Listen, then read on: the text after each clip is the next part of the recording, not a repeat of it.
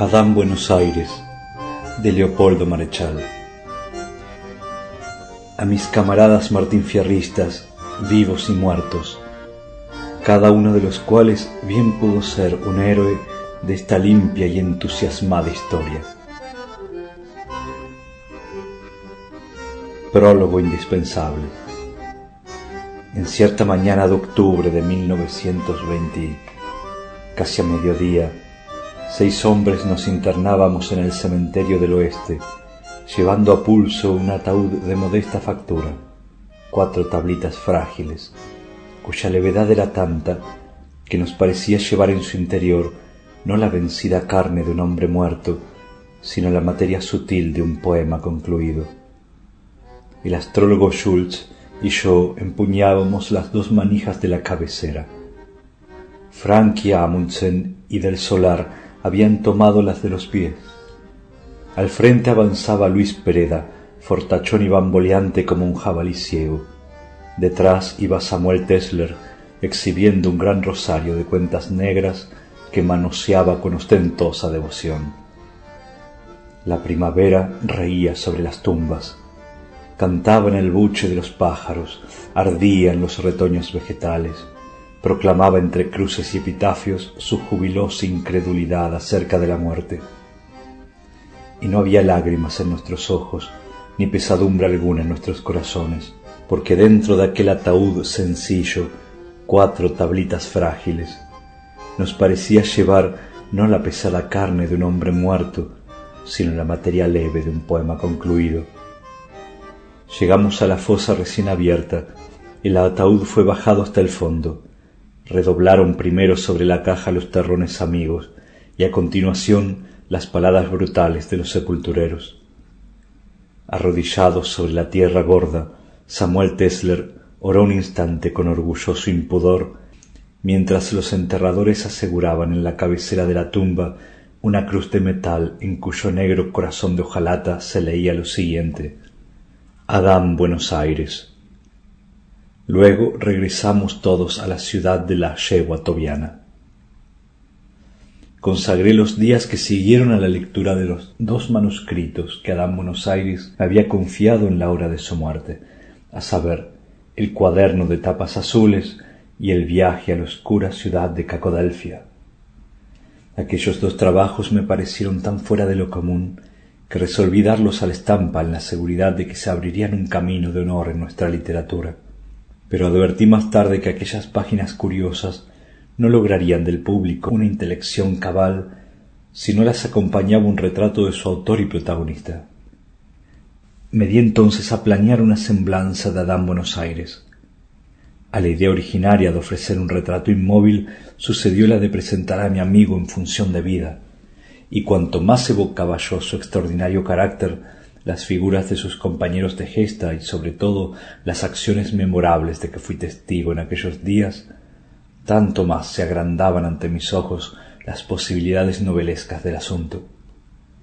Mi plan se concretó al fin en 5 libros, donde presentaría yo a mi Adán Buenos Aires desde su despertar metafísico en el número 303 de la calle Monte Egmont hasta la medianoche del día siguiente, en que ángeles y demonios pelearon por su alma en Villa Crespo frente a la iglesia de San Bernardo, ante la figura inmóvil del Cristo de la mano rota.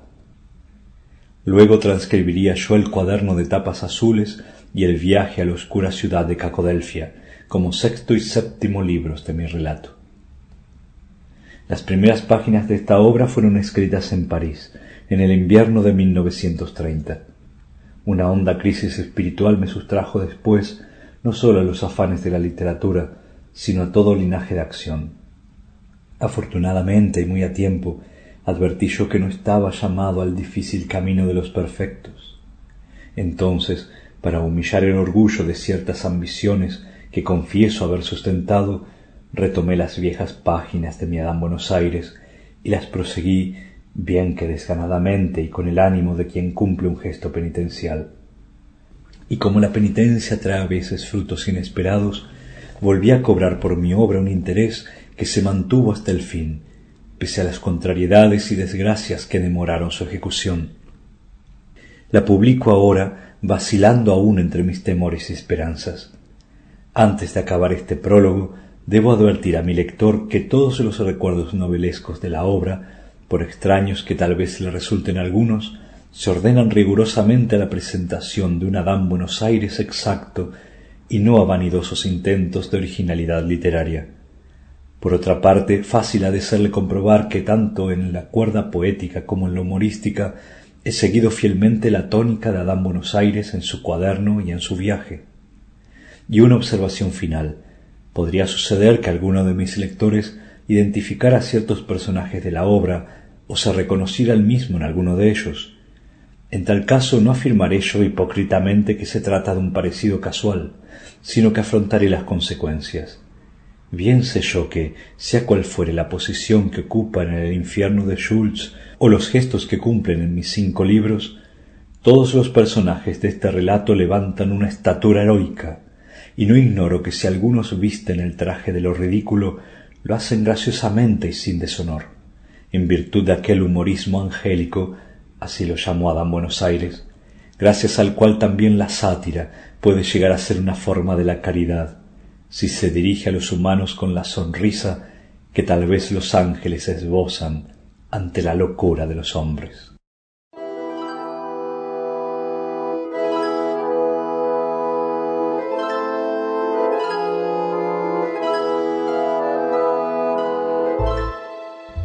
Libro primero. 1. El pañuelito blanco que te ofrecí, bordado con mi pelo, templada y riente, como lo son las del otoño en la muy graciosa ciudad de Buenos Aires, resplandecía la mañana de aquel 28 de abril. Las 10 acababan de sonar en los relojes, y a esa hora, despierta y gesticulante bajo el sol mañanero, la gran capital del sur era una mazorca de hombres que se disputaban a gritos la posesión del día y de la tierra. Lector agreste, si te adornara la virtud del pájaro, y si desde tus alturas hubieses tendido una mirada gorrionesca sobre la ciudad, bien sé yo que tu pecho se habría dilatado según la mecánica del orgullo ante la visión que a tus ojos de porteño leal se hubiera ofrecido en aquel instante. Ya buques negros y sonoros, anclando en el puerto de Santa María de los Buenos Aires, arrojaban a los muelles la cosecha industrial de 2 hemisferios, el color y el sonido de las 4 razas, el yodo y la sal de los 7 mares. Al mismo tiempo, atorados con la fauna, la flora y la gea de nuestro territorio, buques altos y solemnes partían hacia las 8 direcciones del agua en un áspero adiós de sirenas navales.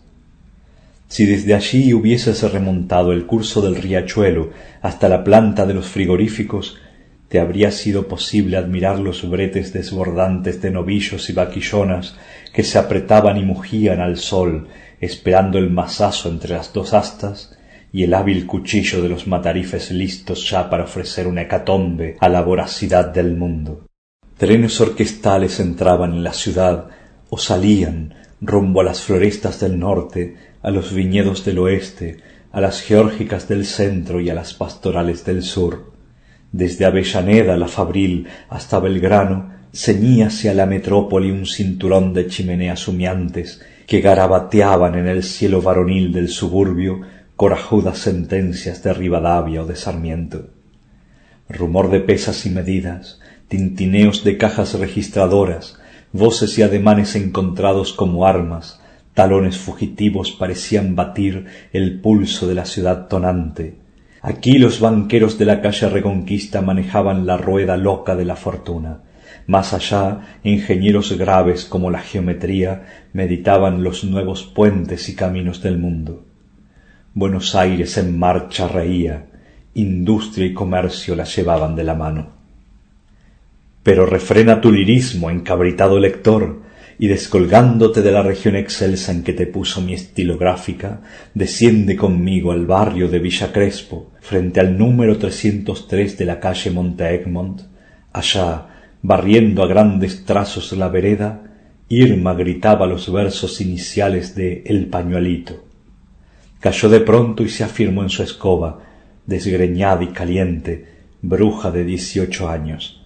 Sus oídos atentos captaron en un solo acorde la canción de los albañiles italianos, el martilleo del garaje, la joven Cataluña, el cacarear de las gordas mujeres que discutían con el verdulero Alí, la oferta grandilocuente de los judíos vendedores de frazadas y el clamor de los chiquilines que se hacían polvo detrás de una pelota de trapo.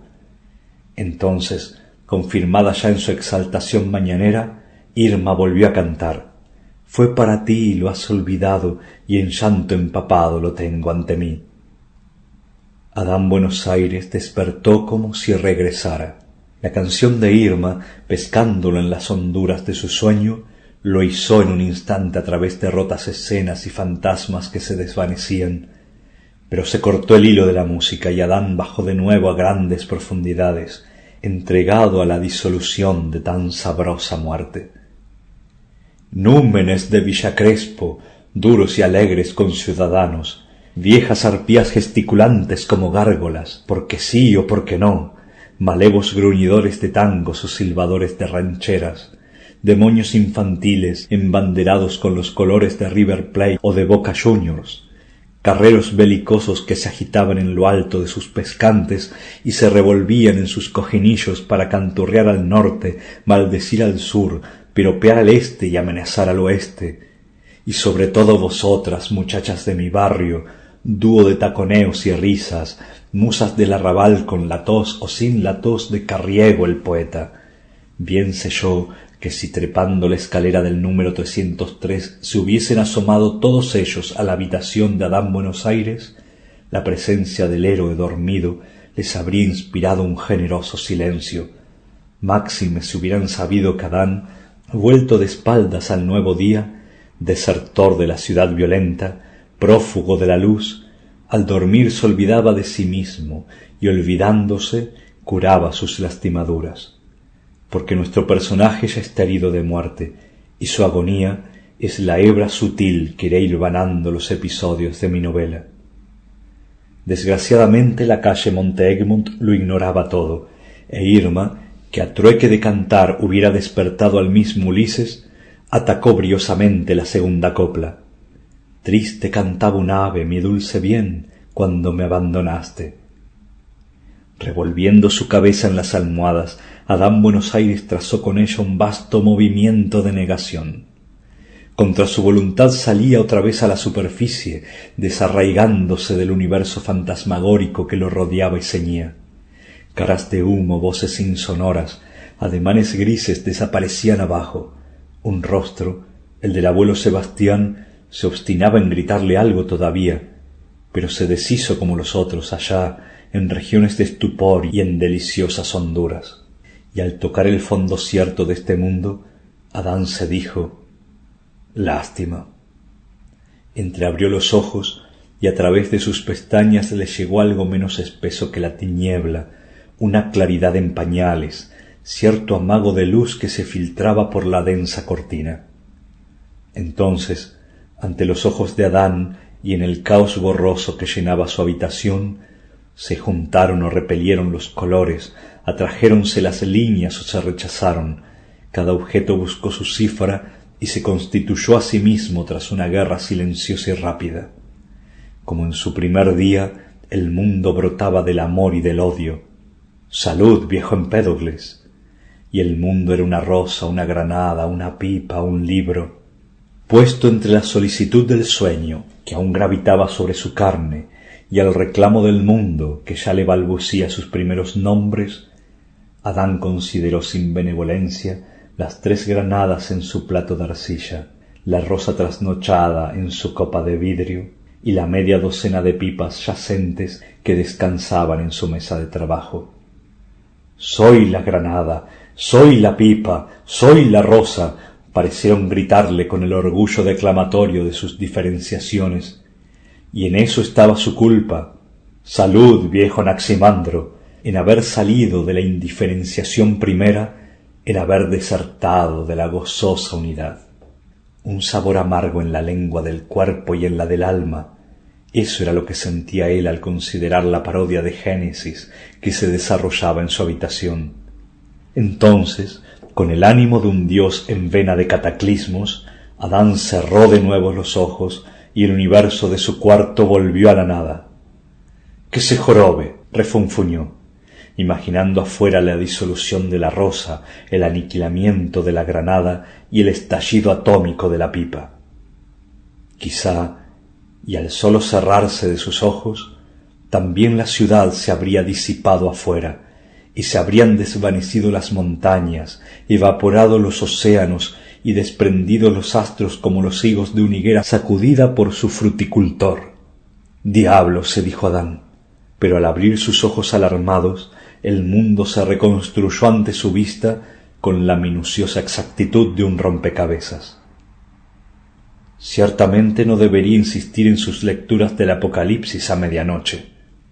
Aquellas terribles imágenes de la destrucción prolongaban sus insomnios, interferían en sus sueños y al despertar le dejaban un regusto de oscuras premoniciones. Ahora más que nunca necesitaba posar un ojo inteligente sobre las cosas que venían sucediendo en su alma desde que los tambores de la noche penitencial habían redoblado para él. Y no era el caso de entregarse a un pavor infantil de génesis y catástrofes. Lo cierto era, por ejemplo, que al cerrar sus ojos, y Adán lo hizo nuevamente, la rosa no se anonadaba en modo alguno. Por el contrario, la flor seguía viviendo en su mente que ahora la pensaba, y vivía una existencia durable, libre de la corrupción que se insinuaba ya en la rosa de afuera, porque la flor pensada no era tal o cual rosa, sino todas las rosas que habían sido, eran y podían ser en este mundo, la flor ceñida a su número abstracto, la rosa emancipada del otoño y de la muerte, de modo tal que si él, Adán Buenos Aires, fuera eterno, también la flor lo sería en su mente, aunque todas las rosas exteriores acabasen de pronto y no volvieran a florecer. Rosa bienaventurada, se dijo Adán, vivir en otro eternamente como la rosa y por la eternidad del otro. Adán Buenos Aires abrió definitivamente los ojos y al ver que los objetos le mostraban su cifra irrevocable, saludó al fin descorazonado. —Buenos días, tierra. No deseaba romper aún la inmovilidad de su cuerpo yacente. Hubiera sido una concesión al nuevo día que lo reclamaba y al que se resistía él con todo el peso de una voluntad muerta. Pero desde la calle Montegmont el nuevo día volvió a recordarle su imperio. —¡Gol! ¡Gol! —aullaron 10 voces infantiles en son de victoria. —¡Penal! ¡Penal! —objetaron otras 10 voces rugientes. Enseguida se oyó el choque de una batalla relámpago, luego la discusión de una paz concertada entre insultos y risas, por fin la carrera de los chiquilines que reanudaban el juego. Después, cuando el diapasón de la trifulca hubo descendido hasta el nivel sonoro de la calle, Adán reconoció la voz amarga de doña Francisca, su patrona, que hostilizando al verdulero Alí, cacareaba reproches, gruñía ofertas y eructaba desdenes. 92 kilos de grasa beligerante, pensó Adán, evocando las tetas montañosas de su huéspeda. Luego imaginó la extática figura de Alí, que junto a su carrito la estaría escuchando sin oírla, tal vez absorto en un recuerdo de pacientes mercados orientales. Y al decirse que aquella escena era la misma de ayer y exactamente la de mañana, sintió el frío de una realidad sin vuelo que se daba todos los días, inevitable y monótona como el grito de un reloj. Se revolvió entonces en la cama y tristísimos elásticos gimieron en sus honduras. El día es como un pájaro amaestrado, reflexionó Adán. Viene cada 12 horas al mundo por el mismo rincón del globo y nos encaja su eterna cancioncita, o más bien un maestro pedante con su bonete de sol y su abecedario de cosas largamente sabidas. Esto es la rosa, esto es la granada. Se sobresaltó de pronto, al recordar que también él era un maestro infantil y que 32 pares de ojos desvaídos lo mirarían luego desde sus pupitres. ¿Iré a la escuela?, se preguntó en su alma. Y evocando el edificio húmedo, la cara saturnina del director y las decadentes figuras de los pedagogos, Adán resolvió en su alma: no iré a la escuela. Esto es la rosa, meditó luego. No, la rosa era Solveig Amundsen, pese a lo que afirmara el día. Y recordando ahora el episodio final de Saavedra, sintió algo que no era ya, como lo había sido aquella tarde, ni el gusto acerbo de una humillación, ni el vacío de una desesperanza, sino tal vez la melancolía de un acariciado imposible. Se hallaba él en la casona de Saavedra y en el jardín de Solveig Amundsen ya vestido de marzo. Lucio Negri, el medicucho, de pie ante las jovencitas absortas, les hacía un caluroso llamado a la higiene mental, deseable sobre todo en aquella casa que no sin razón venía llamándose el manicomio de los Amundsen. Cierto era que Lucio Negri había usufructuado la ausencia imprevista del astrólogo Schultz, de Frankie Amundsen, de Samuel Tesler y del petizo Bernini, los 4 haces de la tertulia. Y claro está que Lucio lo había hecho adrede, porque Solveig estaba entre las muchachitas y porque Adán estaba junto a Solveig con su figura de poeta sin destino visible. Y ante la réplica de Adán, el medicucho le había enrostrado aquellos versos: el amor más alegre que un entierro de niños. Y las chicuelas se habían reído de su metáfora. Después clavaron en Adán unos ojos entre azorados e incrédulos, y enseguida volvieron a reír en coro, sus buches de paloma henchidos de risa.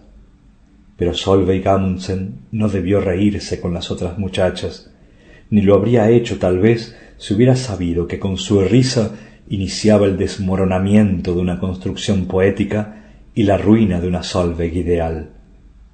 «Tendré que llevarle mi cuaderno de tapas azules», se dijo Adán sin forjarse muchas ilusiones. En cuanto a Lucio Negri, entendería por qué razón es alegre un entierro de niños. Adán evocó el rancho nocturno, allá en la loma de Maipú y en algún día de su infancia, y al niño muerto, sentado en su sillita, entre velas humeantes, a cuya luz brillaban las lentejuelas de su túnica y el dorado papel de las alitas que su madre le había cosido a los hombros. La parodia de un ángel, sí, pero los ojos del ángel no miraban ya. 2 tapones de algodón contenían en sus narices la primera disolución de la carne, y moscas verdes caminaban por sus mejillas de talco. No obstante, afuera reían las guitarras y los acordeones, circulaba el mate dulce o la ginebra, trastabillaban pesados bailarines y parejas furtivas, Adán lo entendió luego, se extraviaban en el cardal anochecido, tal vez con la voluntad oscura de prolongar al calor de sus sangres la penuria y el ansia de las generaciones. «Angelito que te vas con una gota de vino», así cantaba el guitarrero borracho, y como Adán en su puericia exigiera la razón de aquel júbilo, alguien le había contestado que el niño de la silla no estaba muerto, sino que ahora vivía en Dios una existencia bienaventurada. «Angelito que te vas con una flor en la mano». Por eso debía ser alegre el entierro de un niño, era irse a vivir en otro eternamente, por la virtud eterna del otro. Y Solveig Amundsen lo ignoraba sin duda, pero aquella tarde no debió reírse de Adán, porque también ella, sin saberlo, vivía en él una existencia emancipada de las 4 estaciones. «Le llevaré mi cuaderno de tapas azules», resolvió Adán en su ánimo. Se desperezó lentamente y los elásticos volvieron a gemir su de profundis. En la calle Monte Egmont arreciaba el escándalo de varones y hembras que, como Lucio Negri, sólo entendían el sentido literal de las cosas y se daban enteros a la ilusión de una realidad tan cambiante como sus horas y tan efímera como sus gritos. Moscardones ebrios ya con el néctar de aquel día, mugrientos de sudor y de polen, zumbantes y golosos bajo un sol que también se pondría como ellos. «Bah», pensó Adán malhumorado, «Lucio Negri no ha de impedir que alguna vez el día pierda su gastado alfabeto, ni que el mundo se tambalee como un don Aquiles, el maestro Ciruela de Maipú, cuando buscaba sus perdidos anteojos en las carteras de los alumnos, ni que, ay, la luna sea hecha como de sangre, ni que sea retirado el cielo como un libro que se arrolla. Las tremendas palabras del Apocalipsis venían resonando en sus oídos desde la noche anterior. Sicut liber involutus. Adán recordaba que, abandonando la lectura en aquella imagen, había contenido su respiración y escuchado el ominoso y duro silencio de la noche. Y allá, en el corazón del silencio, le había parecido sorprender un cric de grandes resortes que se aflojaban, un crujir de formas que se anonadarían al instante, una sublevación de átomos que se rechazaban ya. Entonces, y bajo el peso de aquel terror, Adán había caído de rodillas y sintió que por primera vez su torpe oración ganaba las alturas que se le habían negado tantas veces, y se había dicho que aquel sagrado temor era sin duda el preludio de la ciencia viviente por la cual venía suspirando su alma tras el hastío de las letras muertas. Un temor sagrado, pero cuán fácilmente se disipaba ya entre los ruidos y colores del nuevo día. Incorporándose a medias, Adán Buenos Aires alargó su mano hasta el revoltijo de pipas que lo llamaba desde la mesa. Eligió a Eleonore, la del tubo de guindo y el horno de porcelana. Espaciosamente la llenó de aquel tabaco salteño que sería su alma de un minuto, y encendiéndola con arte, aspiró el alma de Eleonore, la expiró luego y vio cómo se retorcía en el aire, dragón de humo. Recobró enseguida la dulce horizontal del sueño y de la muerte, y paladeó entre la delicia de fumar en su cubo cerrado y en aquella penumbra donde se descarnaban las formas hasta parecerse a números. Desde hacía tiempo dos maneras de angustia se alternaban en sus despertares. O bien sentía la impresión indecible de abrir los ojos en un mundo extraño, cuyas formas, hasta la de su cuerpo, le resultaban tan absurdas que lo sumían de pronto en un pavor de antiguas metamorfosis, o bien daba en este mundo como en un bazar de objetos manoseados hasta la desesperación. Y hubo cierta edad en que los días comenzaban en una copla de su madre. 4 palomas blancas, 4 celestes, 4 coloraditos me dan la muerte.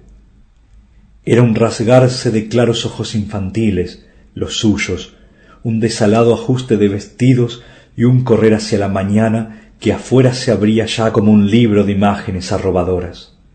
Después, leyéndoles a los alumnos el primer balbuceo de sus éxtasis, don Aquiles había sentenciado: Adán Buenos Aires será un poeta.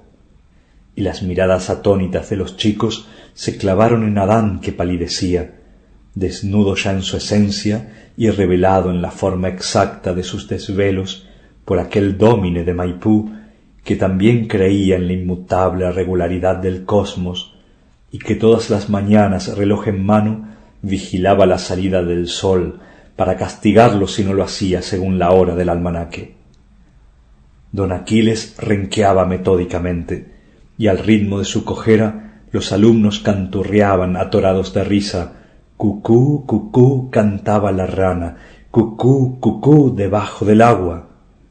De pronto el viejo se detiene junto al pupitre de Adán y lo mira. ¿Cómo lo ha mirado ahora en el recuerdo a través de antiparras azules, con su ojo de pulpo escondido entre aguas marinas? Adán Buenos Aires acarició en mente aquellas figuras de su niñez.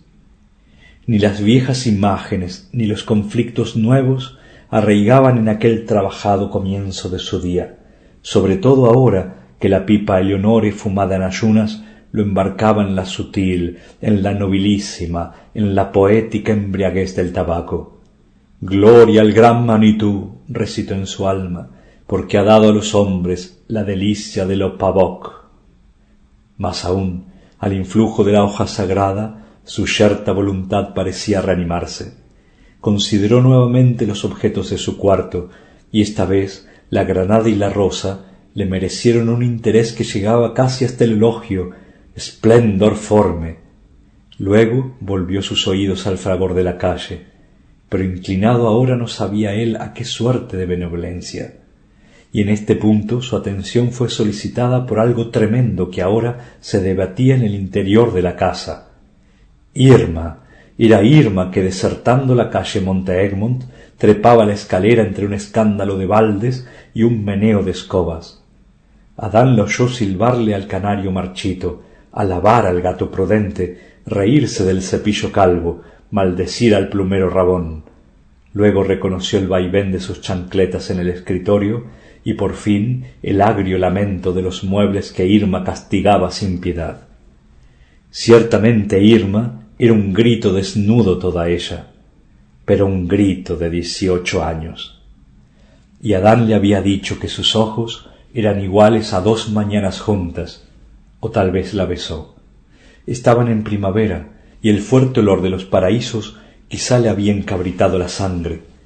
A ella, que estiraba las cobijas de su cama, encorvándose toda como un arco vivo, y a él, que había olvidado su lectura, para mirar lo que deseaba ella que viese, sin que dejara él de imaginar que no quería ella, ni sospechase que ella quería, que no sospechara él que ella quería que viese. ¡Oh, Eva!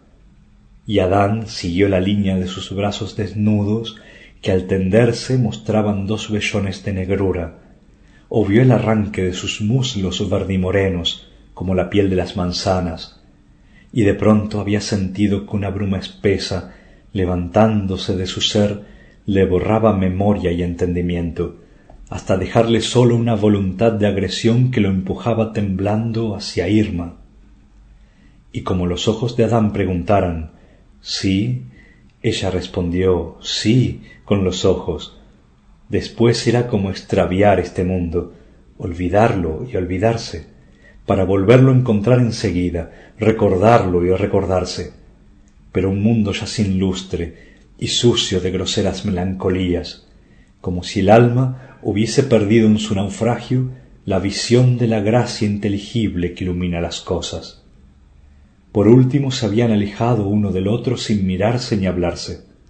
Adán la oyó reír en la escalera y chacharear después abajo como si nada hubiese ocurrido, y él se quedó allí saboreando su vergüenza, su remordimiento inútil, su ira contra sí mismo, por haberse dejado enredar otra vez en el famoso truco de la natura. Salud, viejo Schopenhauer. Claro, la natura especulaba con el deshonor del pobre monstruo que, destinado en su origen a la beatitud paradisíaca, se había venido escandalosamente al suelo y se chamuscaba, como los insectos nocturnos, en cualquier vislumbre o simulacro de su felicidad primera. Lo cuerdo habría sido negarse a los llamados exteriores, como Rosa de Lima. Suspenso y aterrado, Adán había leído la historia de su batalla con el mundo, y aquel proceso de autodestrucción que la rosa limeña iba imponiendo a su envoltura mortal. Y en una medianoche, cerrando el triste libro y acudiendo a los nunca ociosos telares de su imaginación, Adán había evocado la imagen de Rosa en su cámara de tortura, suspensa del madero que había erigido en su habitación y en el que se crucificaba ella para imitar a su dolorido amante, sintiendo en sus tendones rotos y en sus huesos desencajados la pesadez de una carne que, con ser tan poca ya, no había logrado vencer aún las leyes de su miseria.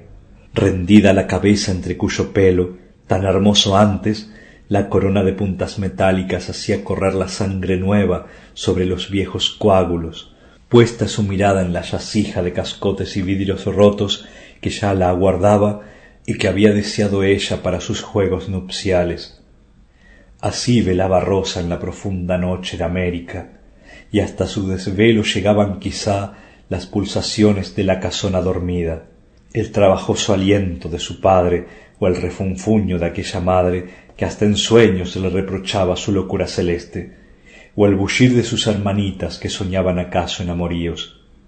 Pero ella no los escuchaba, demasiado absorta en el trabajo de su destrucción. Se destruía en sí para reconstruirse en el otro, y tal era su labor de aguja, su bordado de sangre. El estruendo brutal de algo que se derrumbaba en el escritorio lo arrancó violentamente de sus abstracciones. Adán oyó gritar a Irma la más redonda y enérgica de las obscenidades, cortada en su raíz por cierto alarido humano que se levantó de pronto en la habitación contigua. «¡Mujer infernal!». Reconoció entonces la voz de Samuel Tesler y oyó enseguida los 3 puñetazos que el filósofo daba en la pared medianera para exigirle testimonio y solidaridad contra los excesos de Irma. «La vacante ha despertado a Coriscos», observó Adán. «Coriscos tiene razón contra la vacante». Respondió entonces con 3 puñetazos de ordenanza, y al punto la voz del filósofo, que había seguido maldiciendo, se replegó sobre sí misma, decayó como un viento, hasta morir en suaves y adormilados gruñidos. Atento aún al susurro del otro, Adán Buenos Aires abandonó heroicamente sus colchones, fue a la ventana y, abriéndola toda, permitió que una luz torrencial invadiera su cuarto. Luego, fiel a una venerable costumbre de los poetas líricos, volvió a la cama y se dio a respirar el aire fuerte del otoño. Desde la calle Monte Egmont no subía ya el aroma de los paraísos como en la bárbara primavera de Irma, y Adán le había dicho que sus ojos eran iguales a 2 mañanas juntas, o quizá la besó, sino el aliento del otoño pesado de semillas y fragante de hojas muertas. Mejor era el olor de las rosas blancas, porque las rosas blancas labrarían siempre de Solveig Amundsen. Aquella tarde vio cómo se inclinaba ella en la penumbra del invernáculo. Había rosas blancas, y estaban como ebrios con el olor de las rosas, y ella también era una rosa blanca, una rosa de terciopelo mojado, y su voz debía de tener algún parentesco íntimo con el agua, pues era húmeda y de clarísimas resonancias, como la del aljibe allá en Maipú, cuando la piedra caía y levantaba músicas recónditas. Estando solos él y ella en el vivero de las flores, aquel recinto los aproximaba como nunca, y esa fue su gran oportunidad y su riesgo inevitable, porque Adán, junto a ella, sintió de pronto el nacimiento de una congoja que ya no lo abandonaría, como si en aquel instante de su mayor acercamiento se abriese ya entre ambos una distancia irremediable, a la manera de 2 astros que al tocar el grado último de su cercanía tocan ya el primero de su separación. En aquella luz de gruta, que lejos de roerlas conseguía exaltar las formas hasta el prodigio, la de Solveig Amundsen había cobrado para él un relieve doloroso y una plenitud cuya visión lo hacía temblar de angustia, como si tanta gracia sostenida por tan débil soporte le revelase de pronto el riesgo de su fragilidad. Y otra vez habían empezado a redoblar en su alma los admonitorios tambores de la noche, y ante sus ojos alucinados vio cómo Solveig se marchitaba y caía entre las rosas blancas, mortales como ella. Adán cerró los párpados. Cómo le dolían esos pobres ojos cuando abusaba uno de la noche pidiéndoselo todo a su reinado. La noche ardía como un aceite negro y devoraba los párpados que no conseguían juntarse. Luego, sobre los párpados doloridos, la luz del día quemaba como el alcohol. ¿Sería él acaso un espíritu nocturno, emparentado con aves maléficas, insectos de culo fosforescente y brujas que montaban en escobas mansitas? No, porque su alma era diurna e hija del sol, padre de la inteligibilidad. Siéndolo así, ¿por qué vivía de la noche? Frecuentaba la noche porque en su siglo el día era incitador y antorcha de una guerra sin laureles, violador del silencio y látigo contra la santa quietud, exterior como la piel, activo como la mano, sudoroso como las axilas, vocinglero y fecundo en embustes, de sexo varonil, joven héroe de tórax velludo. Se apartaba del día porque lo embarcaba en la tentación de la fortuna material, en la ansia de poseer objetos inútiles y en el deseo malsano de ser político, boxeador, cantante o pistolero. Y la noche, incolora, indolora e insípida como el agua, la noche producía sin embargo una borrachera igual a la de los buenos vinos. Silenciófila, estimulaba empero el amanecer de las voces difíciles y de los hondos llamados que sofocaba el día bajo sus trombones. Antípoda de la luz, ordenaba con todo la visibilidad de las estrellitas. Destructora de cárceles, favorecía la evasión. campo de tregua, facilitaba la unión y la reconciliación. Hembra curativa, refrescante y estimulante, se ayuntaba con el hombre y concebía un hijo, el sueño, graciosa imagen de la muerte. Y sin embargo, la noche pesaba dolorosamente cuando al fin quería uno dormirse y el sueño se le negaba. Sus grandes ojos infantiles, abiertos allá en la medianoche de Maipú, cuando el insomnio lo incitaba tempranamente, ay, en los misterios de su vocación nocturna. Y aquel viaje al silencio a través de la selva de los ruidos que había inventado él para dormirse y al que se lanzaba en las inquietas noches de su niñez. El oído del turista encontraba su primer obstáculo en el torear de los perros a la luna levante o a la luna poniente. Más allá distinguía el bullir de las ovejas apretadas en el corral, o el mugido de alguna vaca insomne, o el rascarse del caballo nochero en el palenque. Todavía más lejos daba con la música de los bicharracos lacustres que hacían oír en el cañadón sus guitarras de cristal o sus violines de agua. En un plano de mayor lejanía escuchaba el deslizamiento de algún tren remoto que perforaba la noche. Después, algo indefinible que podía ser una conversación de gallos lejanísimos, los gallos telepáticos de Lugones, o el rumor de la tierra que giraba sobre su eje. Y al fin, el silencio puro, el silencio medicinal que llenaba los oídos, se hacía canto y arrullaba, porque el silencio es principio y fin de toda música, tal como el blanco es principio y fin de todos los colores. Y eso había sido su niñez. Allá quedó en el bosque sonoro de Maipú. Lobisones aullantes le seguían a través de los ruidos nocturnos. Oh ventura, y era una vez. Adán estaba en su camita, con el oído puesto sobre el mismo corazón de la noche, y de pronto se dijo que la tierra estallaría sin remedio antes de que pudiese contar hasta 10. 1, 2, 3, 4, contaba él con los dientes apretados de angustia. 5, 6, 7, y contenía la respiración. 8, 9... Nada por esta vez. O su madre había muerto, y él, con su traje de domingo, lloraba junto al ataúd de madera negra, ay, de madera negra con manijas de bronce, y sería un llanto sin gestos el suyo, un llanto silencioso de hombrecito. Y habría en la estancia un fuerte olor de coronas fúnebres, de cera que arde y de pabilos carbonizados, y él, pobre criatura, daba el último adiós a su madre. Por última vez la miraría dentro del ataúd, antes de que vinieran los soldadores de ataúdes. Ay, los hombres que sueldan cajas de plomo con soldadores de acero. Y a su alrededor, envueltas en claras ropas, se moverían las grandes mujeres de la vecindad, y viejas de negros chalones le acariciaban el rostro con sus manos que olían a trapos antiguos, a ratón o a venerables papeles amarillentos. En el patio habría hombres de pie que dicen cosas de la muerte, y en el salón hombres sentados que dicen cosas de la vida, mientras el mate corre de mano en mano y suena la bombilla.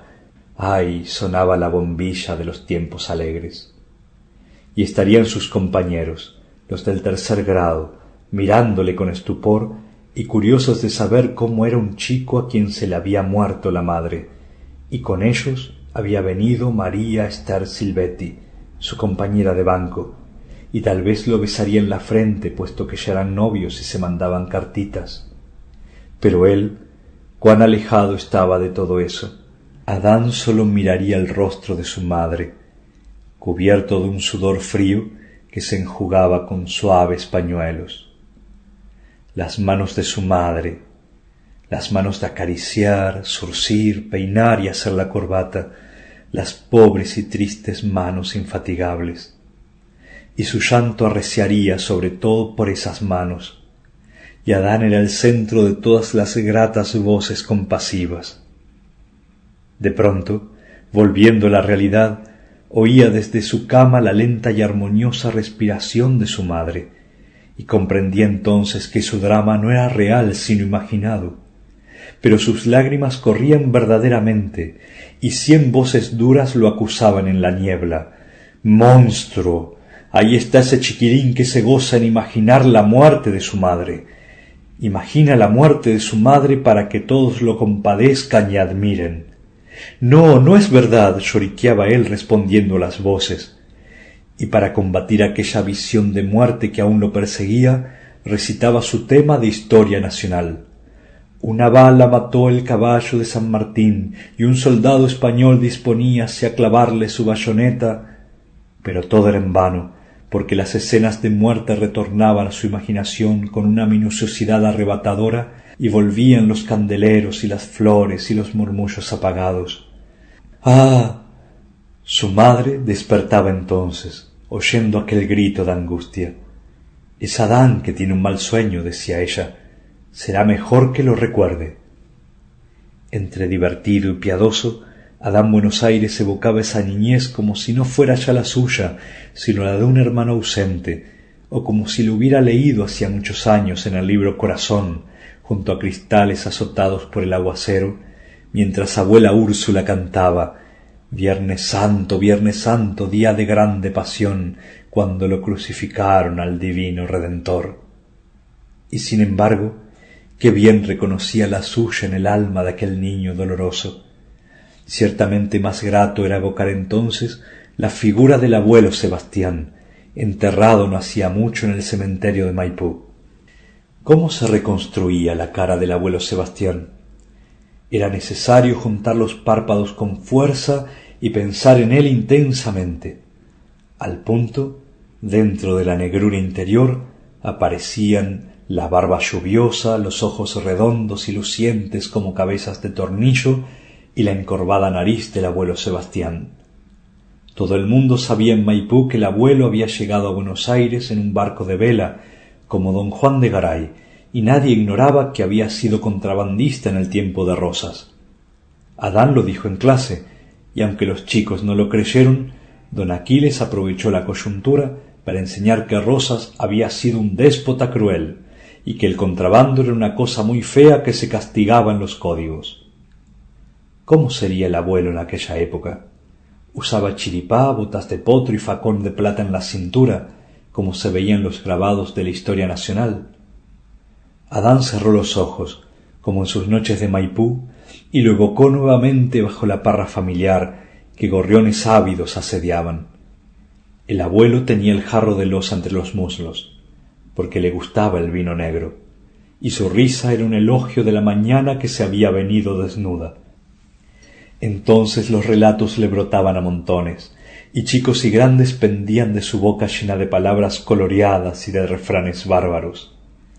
Qué lindo era entre todos aquel episodio de la sangre. El abuelo Sebastián había sido apresado por la mazorca. Heridos están sus hombres, incendiada su ballenera de contrabandista. Entre dos mazorqueros, escapados tal vez de la novela Amalia, el abuelo se dirige a la residencia del ilustre restaurador. El esbirro de su derecha tiene, Dios nos libre y guarde, un barbijo patrio que le cruza la cara. El de la izquierda sonríe, pero su sonrisa vale tanto como el barbijo de su compañero. Sin embargo, y no es por alabarse, el abuelo está tranquilo como si dirigiese un cargamento de yerba paraguaya. Es la hora de la siesta y en las calles de Buenos Aires no se ve ni un gato. Entran por fin en un zaguán fresco y sombrío como una gruta, y desembocan en cierto patio donde una mulata vestida de rojo pisa maíz encorvándose toda sobre su mortero. A lo mejor había mazamorra esa noche. Y de repente, ahí nomás, el abuelo se topa con el mismísimo don Juan Manuel, que sentado en su catre de tijera toma un amargo mientras observa fijamente sus chancletas bordadas quizá por Manuelita. Uno de los mazorqueros, el de la cara cortada, le dice algo pegándosele a la oreja. Pero el ilustre restaurador no parece oírlo, tan ocupado está en sus cavilaciones, y cuando aparta sus ojos de las chancletas es para clavarlos en las botas del abuelo Sebastián, por cuyas puntas asoman los dedos terrosos con fuertes uñas de ágata. «¿Con que vos sos el vasco sinvergüenza que trae mercaderías del Paraguay?», le dice al fin don Juan Manuel. «Para servir a Dios y a la Santa Federación», contesta el abuelo, y sus palabras caen en un silencio extraño, porque la negra ya no pisa maíz, tan embobada está en la contemplación de la escena. «Vamos a ver, ¿cuántos salvajes unitarios pasaste a la otra banda?». «Yo no soy contrabandista de hombres, ilustre restaurador». Exclama Rosas, «a lo mejor me harás creer que sos un buen federal». «Soy un buen federal», responde el abuelo, y no miente. Don Juan Manuel sigue ahora el vuelo de un tábano que zumba y gira entre los racimos de la parra. La negra tiene ahora los ojos grandes como platos, y el hombre del barbijo estudia ya el cogote del abuelo como si eligiera el sitio conveniente para tocarle el violín. ¿Y la divisa? Vamos a ver, ¿dónde está la divisa de los buenos federales?, pregunta Rosas, como chacoteando. Aquí el abuelo Sebastián se ríe, y su reír le sacude la barba como un golpe de viento. Sin afectación alguna entreabre su camisa y deja ver en su pecho desnudo las heridas que ganó en la refriega. La sangre corre bajo su tirador estrellado de onzas españolas, baña sus muslos y le cae ahora en hilitos sobre las botas de potro. Ahí está la divisa. En silencio ha quedado el ilustre don Juan Manuel, porque la sangre al sol es a veces tan bella como la rosa más pura. Luego, dirigiéndose a sus hombres, «Suéltenlo no más», les dice, y agrega, «es un vasco lindo». «Oh aventuras de ayer», pensó Adán, «caballos, aguas, vientos, caballos de sonante berija y de puro aliento vegetal, redoblando en los pagos de Maipú y en algún día que su niñez consagró a fabulosas empresas. ¿Qué hacer ahora? ¿Qué hacer ahora de sus manos inútiles? Tal vez los 8 vascos enormes que se lo llevaron a pulso hasta el cementerio de Maipú habían enterrado a la aventura junto con el abuelo Sebastián. Era una mañana veraniega y los 8 vascos, al llegar frente a la pulpería de Ugalde, habían dejado el ataúd en el suelo para tomarse una sangría de vino, agua y azúcar. Adán se había quedado afuera, y sus ojos infantiles iban del negro cajón abandonado en el polvo a una bandada de gorriones que se revolcaban en la misma tierra caliente. ¿A dónde se había ido el abuelo? A la estancia de aquel don Cristo Mentao que describía el disco gaucho en el fonógrafo de la casa. Eso era sin duda. El abuelo Sebastián había llegado a la estancia celeste, le habían permitido desencillar y había soltado su tordillo viejo en el campo de las estrellas. Adán Buenos Aires abandonó la pipa a Eleonore, que ya se le enfriaba entre los dedos, y contempló sus manos, 2 cosas grises y muertas, acabadas en 5 puntas grises y muertas. En aquel mismo día que adelantaba su paso vulgar de naranjero, cuántos destinos posibles le ofrecían la tierra y el agua. Pero ¿qué haría él con sus manos de 5 puntas? Un jugador tramposo, un tejedor de humos, eso había sido él y eso era. Más habría valido jugarse todo, como el abuelo Sebastián, en la gran ilusión que afuera tejía cada hombre y que se llamaba un destino. Buena o mala, sublime o ridícula, de cualquier modo habría sido un gesto leal, una postura honrada frente a lo absoluto. Pero él, inmóvil como un dios que se ha cruzado de piernas y se hace espejo de sí mismo, había dado siempre en la locura poética de adjudicarse, desarrollar y sufrir ad intra sus destinos posibles, mediante 100 Adanes fantasmagóricos que su imaginación hacía vivir, padecer, triunfar y morir. Quería ser gobernante, artista de cinematógrafo, plutócrata o santo. Le bastaba con cerrar los ojos y entonces un Adán sutil gustaba el sabor del poder, o se cubría de laureles, o amasaba el oro de la fortuna, o era enterrado con la palma del martirio. Turbado ante la evocación de sus destinos mentales, y ciertamente alguna de aquellas ficciones lo habrían hecho sudar de vergüenza o ridículo si las hubiese reconsiderado ahora bajo la cuerda luz de la mañana. Adán volvió a contemplar sus manos grises y muertas. Pensó entonces que desde hacía tiempo su existencia venía limitándose a una machacona recapitulación de lo vivido, como si al encontrar desierto su presente y negado su porvenir, ya trabajara el alma en ese balance de vida que, según dicen, precede a la defunción o a la metamorfosis. Y en aquel punto sintió la urgencia de interrogarse a fondo, para saber al menos lo que se jugaría en su presunta muerte o transformación. Bien hubiera querido tener a mano un interlocutor tan ilustre como el de Boecio, o siquiera el bicharraco de Poe se hubiese consentido en instalarse a los pies de su lecho. A falta del uno y del otro, Adán resolvió dialogar consigo mismo, y su pregunta inicial fue la siguiente: ¿quién era él, esa entidad absurda, ese nebuloso fumador, ese objeto encerrado en un cubo de ladrillos en una casa de la calle Monte Egmont, en la ciudad de Buenos Aires, a las 8 de la mañana del 28 de abril de un año cualquiera? Desde luego, se respondió, era el hombre, la enigmática bestia razonante, la difícil combinación de un cuerpo mortal y un alma imperecedera, el monstruo dual cuya torpeza de gestos hace llorar a los ángeles y reír a los demonios, la criatura inverosímil de que se arrepintiera su mismo creador. ¿Qué razones había sugerido Adán Buenos Aires para justificar la invención del monstruo humano? El creador necesitaba manifestar todas las criaturas posibles. El orden ontológico de sus posibilidades le exigía un eslabón entre el ángel y la bestia, y eso era el monstruo humano, algo menos que un ángel, algo más que un bruto. ¿Qué hizo Adán una vez emitida tan sabia hipótesis? Como de costumbre, se admiró largamente a sí mismo, agradeció ad intra la ovación delirante de un público invisible y consideró luego las características de su naturaleza corporal. ¿Qué observaciones hizo acerca de su cuerpo?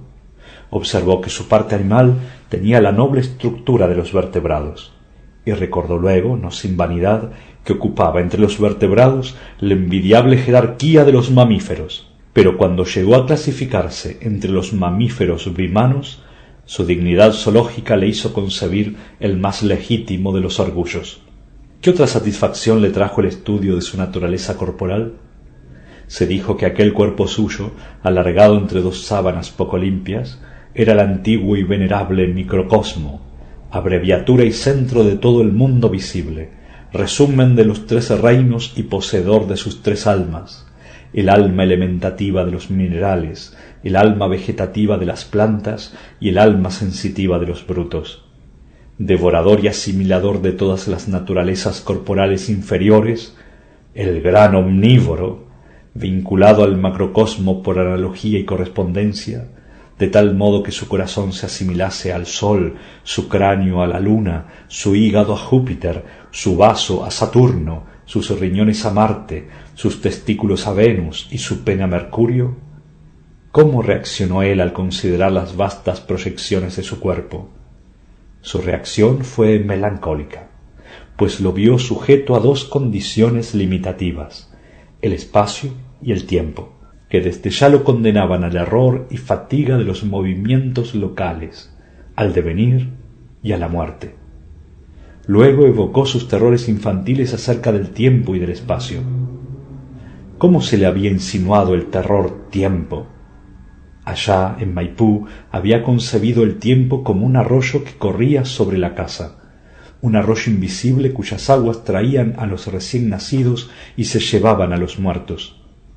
Hacían mover las ruedas de los relojes, descascaraban las paredes y roían los semblantes que uno amaba. Y el terror espacio lo había sufrido cuando el pedagógico don Aquiles enseñaba en clase los millones de años que tardaría una locomotora en llegar a la estrella Sirio, o bien en sus noches de la llanura, mirando las apretadas constelaciones australes, cuando presa del vértigo se abrazaba él a su caballo inmóvil para sentir junto a su miedosa carne algo viviente, próximo y amical. ¿Cómo había conseguido salvarse de ambos terrores? Los había superado en su alma, que no era espacial ni temporal, por la virtud de su alma, que sabía librar a la rosa del dolor tiempo y el dolor espacio, sustrayendo su forma inteligible de su carne sensible y regalándole la vida sin azar de los números abstractos. Gracias a su alma, que al aprender los sistemas astronómicos de don Aquiles los dominaba y hacía girar en su interior como planetarios de juguete. Merced a su alma, devoradora y asimiladora de todo el mundo inteligible, microcosmo también ella, o cielo, a donde se venía el descarnado espíritu de las cosas. ¿Qué otros aspectos de su alma consideró Adán en este punto? Su inmortalidad, su origen divino, su naturaleza caída. ¿En qué intuiciones personales había conocido la inmortalidad de su alma?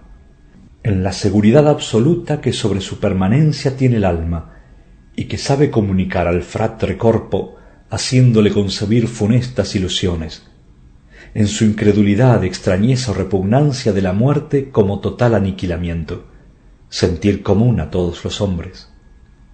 ¿Por qué señales había llegado a entender el origen divino de su alma?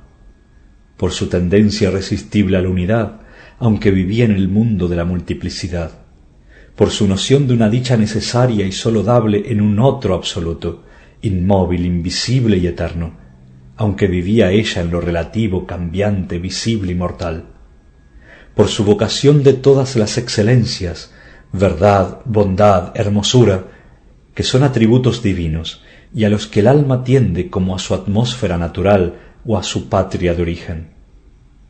¿Cómo había reconocido poseer una naturaleza caída? Por negación, advirtiendo los extravíos de su inteligencia, los olvidos de su memoria y los desmayos de su voluntad. Por afirmación, observando en el ejercicio de sus tres potencias algunas iluminaciones y arranques indefinibles que consideraba él como vestigios de una nobleza original perdida. ¿Hizo él, según su costumbre, algún símil poético de tan modesta dualidad? No necesito inventar símil alguno, pues le salió al encuentro el inimitable de Platón. Su alma era semejante a un carro alado del cual tiraban dos potros diferentes, uno color de cielo, crines abrojadas de estrellas y finos cascos voladores, tendía siempre hacia lo alto, hacia las praderas celestes que lo vieron nacer. El otro color de tierra, sancochado de boca, empacador, lunanco, barrigón, orejudo, vencido de manos, jeta caída y rodador, tiraba siempre hacia lo bajo, ansioso de empantanarse hasta la berija. Y Adán, pobre carrero, tenía las riendas de uno y otro caballo y forcejeaba por mantenerlos en la ruta. Cuando triunfaba el potro maldito, arrastrando en su caída todo el atelaje del alma, junto al carro humillado el animal del cielo parecía dormirse. Pero cuando vencía el potro celeste, sus remos braceaban una luz maravillosa y sus narices parecían ventear el olor de los alfalfares divinos. Entonces el carro volaba y también ascendía el caballo de tierra como un peso muerto. Se remontaba el animal celeste hasta que sentía enrarecido el aire, flaqueaba de tendones y se dormía borracho de alturas. Entonces despertaba el animal terrestre y hallando a su parejero dormido se dejaba caer a fondo, con un hambre voraz de materias impuras. Cuando a su vez el animal de tierra se dormía en su hartazgo, el animal de cielo despertaba, dueño del carro ahora. Así, entre uno y otro caballo, entre el cielo y el suelo, tirando aquí una rienda y aflojando allá otra, el alma de Adán subía o se derrumbaba. Y al fin de cada viaje Adán enjugaba en su frente un agrio sudor de carrero. ¿Qué hizo él tras el análisis de su cuerpo y de su alma? Volvió a estudiarse ahora en tanto que compositum, y al reconocer que no había nacido ciertamente por voluntad propia, acudió a la genealogía para entender su advenimiento al triste mundo que habitamos. ¿Qué precisiones genealógicas hizo entonces? Dos ramas diferentes al unirse habían contraído, sin saberlo, la responsabilidad infinita de introducirlo a él en este plano de la existencia. Rama paterna, él, su padre, nacido junto al Plata, hijo a su vez de abuelo Charles y de abuela María, oriundos ambos de Lutecia, ciudad de frente despejada. Gajo materno, ella, su madre, nacida junto al Plata, hija de abuelo Sebastián y de abuela Úrsula, naturales ambos de la cantábrica tierra junto al mar infecundo. ¿A qué motivos atribuyó Adán el hecho curioso de que dos ramas tan diferentes abandonasen la Europa nativa para unirse junto al río que lleva nombre de metal? Sus causas visibles fueron ideas republicanas de abuelo Charles, desterrado por Luis Felipe, rey de los franceses; naturaleza migratoria de abuelo Sebastián, incorregible navegante. Sus causas inteligibles eran, según el astrólogo Schultz, los ángeles neocriollos, propagandistas de la emigración e invisibles tentadores de hombres, que recorrían el mundo y arengaban a toda nación para reclutar voluntarios y conducirlos a las cóncavas naves. Dichos mensajeros avanzaban delante de los navíos, con un ala cubrían y amparaban la débil quilla, con la otra rechazaban los vientos y deshacían las nubes, a fin de que los reclutas llegaran sin dolor y se cumpliera el alto destino de la tierra que de un puro metal saca su nombre. ¿Y no se avergonzó Adán al suponer que ángeles con escarapelas azules y blancas podían ser testigos de su escandalosa inercia? No se avergonzó en modo alguno, porque al ubicarse ahora en el espacio, recordó que su posición era terriblemente movida, ya que se encontraba en el número 303 de la calle Monte Egmont, ciudad de Buenos Aires, Argentina. Hispanoamérica, hemisferio sur, globo terrestre, sistema planetario solar, macrocosmo, y por lo tanto sometido al movimiento incesante, a la vertiginosa danza elisoidal que resultaba del triple movimiento de la Tierra, el de su rotación sobre sí misma, el de su traslación en torno al Sol y el de su fuga con todo el sistema planetario hacia la constelación de Hércules y a una velocidad de 1170 kilómetros por minuto. ¿Qué hizo él al sentirse viajero cósmico y danzarín estelar? Adán Buenos Aires se puso a estudiar con simpatía los objetos que le acompañaban en el viaje. Inclinado el busto hacia el suelo, miró debajo de la cama y vio la siguiente naturaleza muerta: un orinal de losa con florecitas pintadas en el fondo verde cebollín.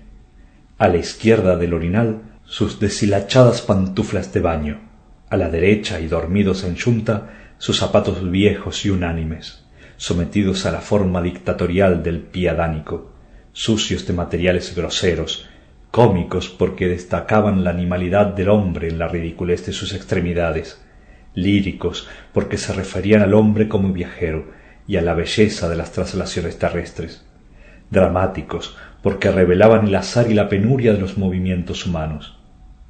Irguiendo el torso nuevamente, Adán repasó la granada y la rosa, las pipas fraternales, los libros en sus anaqueles. Detuvo luego su mirada en el Cristo del Eso, crucificado entre el sol y la luna, estampa familiar que había traído de Pamplona su abuela Úrsula y que había heredado él como nieto mayor. Sus ojos se detuvieron al fin en una fotografía de El trono de Venus, sujeta por 4 chinches a la pared. La diosa nacía del mar, 2 grandes mujeres la sujetaban por las axilas, el cabello goteante le caía sobre los hombros y sus pechos se levantaban ariscos o se sacudían como 2 gaviotas mojadas. Y besar aquellos pechos debía de ser como besar una cara llorosa. ¿Cuánto se asemejaba esa divinidad a la Solveig adolescente cuyo retrato había visto él en la gran sala de Saavedra? Tenía sólo 14 años, la pollera corta y el pelo en tirabuzones verticales. ¿Acaso llegaba de la escuela con poliedros de cartulina en las manos, el tetraedro rojo como el fuego, el octaedro celeste como el aire, el icosaedro claro como el agua y el cubo negro como la tierra? O tal vez recitaba en clase frente al mapa de colores: la República Argentina limita al norte con Bolivia, Paraguay y Brasil. No haberla conocido antes, desde su primer aliento. Adán se dijo que tenía derecho a tan poética usura, porque nadie la había mirado como él, desnuda en su realidad y exaltada en su misterio. Y ciertamente le llevaría su cuaderno de tapas azules. Se abrió la puerta. Irma entró como un vendaval haciendo equilibrios con la bandeja del desayuno. La tiró sobre la mesa, buscó los ojos de Adán y viendo que se le negaban, exclamó retozona: «¡Qué cara de viernes!». Dio un portazo al salir, su risa cascabeleó afuera, y Adán le había dicho que sus ojos eran iguales a 2 mañanas juntas.